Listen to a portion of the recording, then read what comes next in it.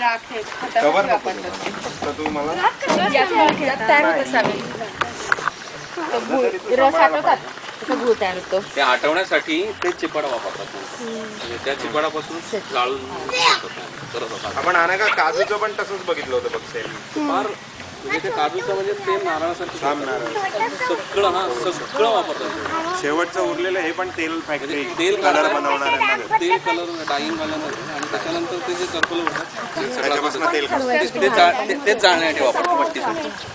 चला हा चला इकडे जायचं. चला हे बाळ चला त्यांच्या फार्म हाऊसची शोभा वाढवायला